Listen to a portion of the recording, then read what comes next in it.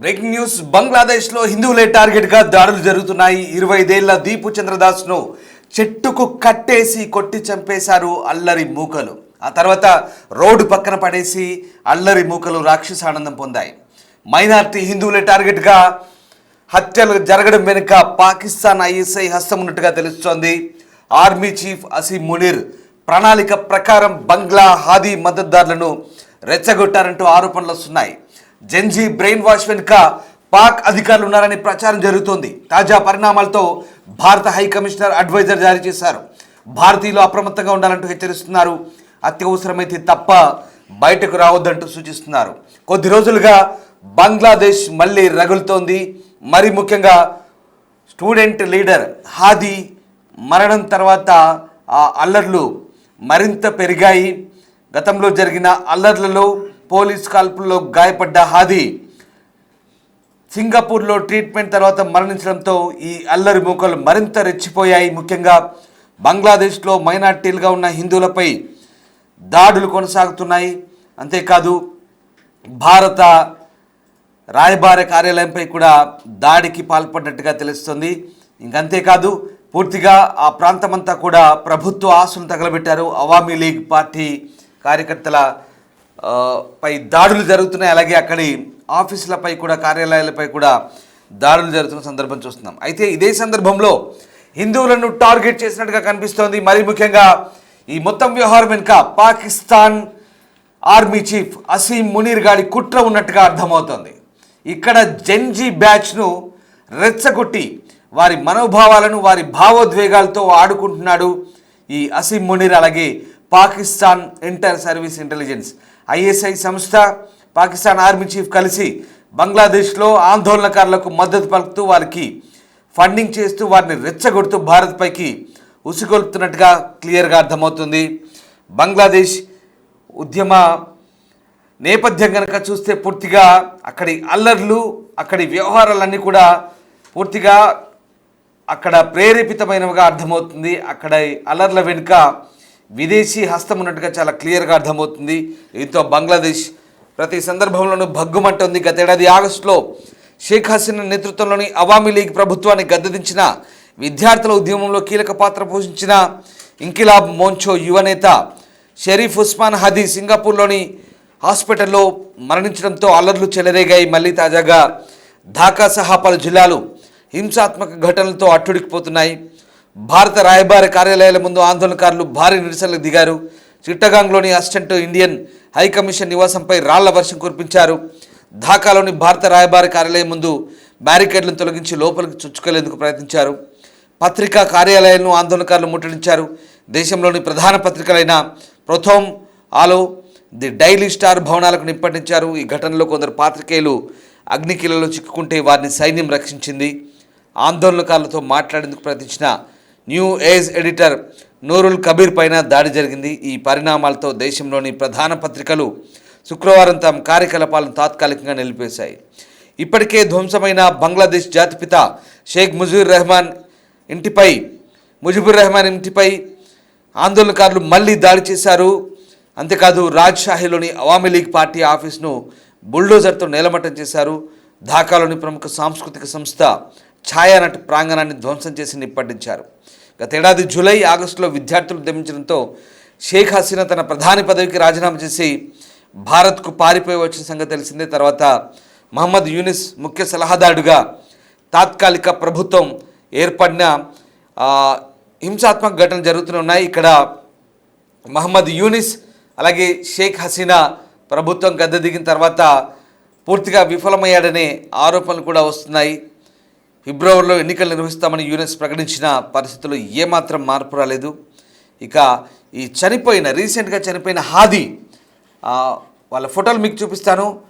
హాదీ ఎవరైతే ఉన్నారో ఈ సింగపూర్ ఆసుపత్రిలో చికిత్స పొందిన హాదీ, ఇతను గత ఏడాది జరిగిన అల్లర్లలో కీలక పాత్ర పోషించాడు. ముఖ్యంగా ఇతను భారత వ్యతిరేకి, ఇంకిలాబ్ మోంచో ముఖ్య నేత ఇతనే ఈ హాదీ. ఇదిగో ఈ యూనెస్ఏ ఇక్కడి అసమర్థ పాలకుడిగా ముద్ర వేసుకున్న వ్యక్తి. ఇగో ఈమె షేక్ హసీనా ఈమెను గద్దెదించే క్రమంలోనే జరిగిన భారీ అల్లర్లలో ఈ గొడవలన్నీ ప్రారంభమయ్యాయి. ఆమె ప్రస్తుతం భారత్లో ఆశ్రయం పొందుతున్నారు. భారత శరణు వచ్చారామే ఇక్కడ బంగ్లాదేశ్ నుంచి పారిపోయి వచ్చి భారత్లో ఆశ్రయం పొందుతున్నాడు. ఇగో వీడే ఈ హదీ, ఉస్మాన్ హదీ, భారత వ్యతిరేకి, అక్కడి అల్లర్లలో అందరినీ రెచ్చగొట్టి హీరోగా మారిపోయిన వ్యక్తి.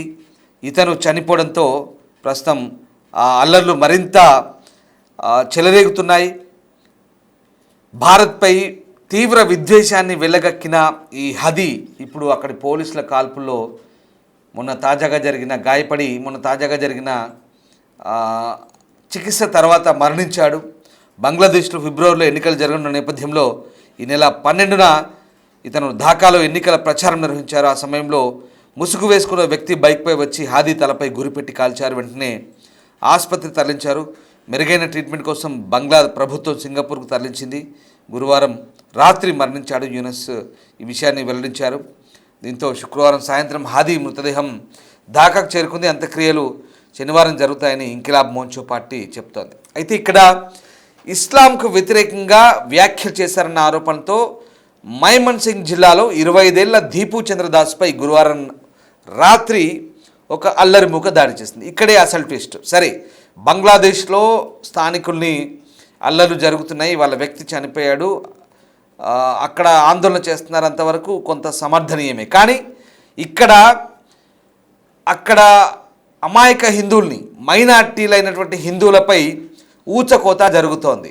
మనకు తెలిసిందే, గతంలో బంగ్లాదేశ్లో షేక్ హసీనా ప్రభుత్వం గద్దె దిగిన తర్వాత అక్కడి అల్లరి మూకలు రెచ్చిపోయి హిందూ దేవాలయాలపై, దేవీ దేవతా విగ్రహాలపై దాడులు జరిగాయి, వాటిని కూల్చివేశారు. దీని మొత్తం వెనుక పాకిస్తాన్ ఇంటెలిజెన్స్ ISI హస్తం ఉంది. అక్కడి ఆర్మీ చీఫ్ షేక్ మునీర్ హస్తం ఉన్నట్టుగా చాలా క్లియర్గా కనిపిస్తోంది.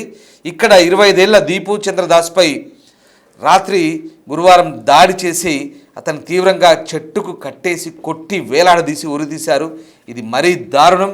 ఇక్కడ మానవ హక్కుల ఉల్లంఘన ఎంత దారుణంగా జరుగుతుందో మనకు అర్థమవుతుంది. తర్వాత రహదారి పక్కన పడేసి పారిపోయారు. కొంతమంది ఆ మృతదేహాన్ని కూడా నిప్పంటించడంతో ఆ రహదారిలో ట్రాఫిక్ నిలిచిపోయింది. ఈ ఘటనపై మహమ్మద్ యూనిస్ తీవ్ర ఆందోళన వ్యక్తం చేశారు. ఈ హీనమైన నేరానికి పాల్పడ్డ వారిని వదిలిపెట్టమన్నారు. పత్రికా ఆఫీసులపై దాడిని ఖండించారు. పాత్రికేయులకు క్షమాపణ చెప్పారు. ప్రజలంతా ఓపిక పట్టాలంటూ, మూకహింసకు దూరంగా ఉండాలంటూ మళ్ళీ సన్నాయి నొక్కులు నొక్కుతున్నారు. ఓ రకంగా వెనకాల నుంచి ప్రోత్సహిస్తూనే మరోవైపు ఈ దాడులను ఖండిస్తున్నట్టుగా ప్రకటిస్తుంటే మనకు పరిస్థితి ఏంటో అర్థమవుతుంది. చూడండి, అల్లరి మూకలు ఎంత రెచ్చిపోతున్నాయో, ఎంత దారుణంగా ప్రవర్తిస్తున్నాయో. దీంతో తాజా పరిణామాల నేపథ్యంలో బంగ్లాదేశ్లోని భారత హైకమిషనర్ ఒక అడ్వైజరీ జారీ చేసింది. భారతీయులంతా అప్రమత్తంగా ఉండాలి.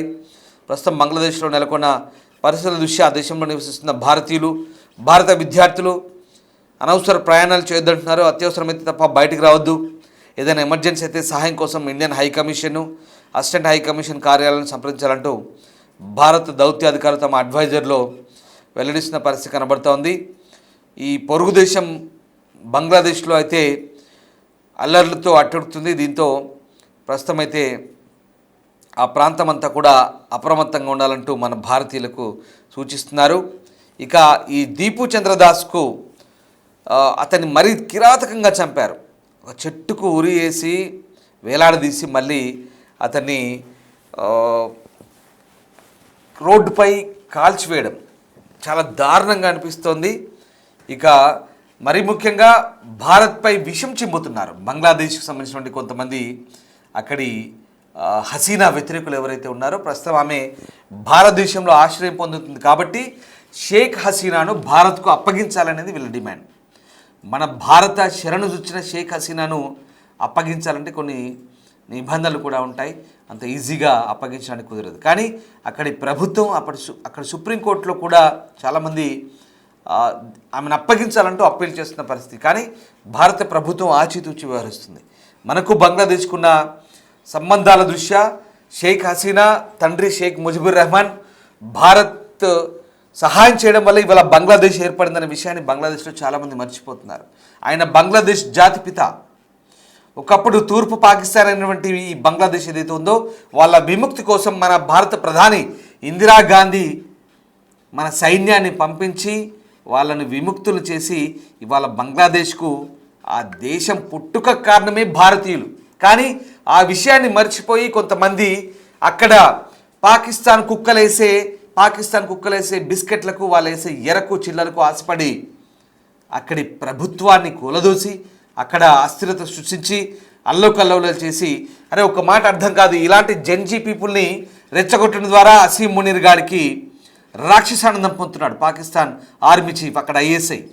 వీళ్ళందరినీ భారత్ పైకి ఉసుగొల్పుతున్నారు, ఎగదోస్తున్నారు.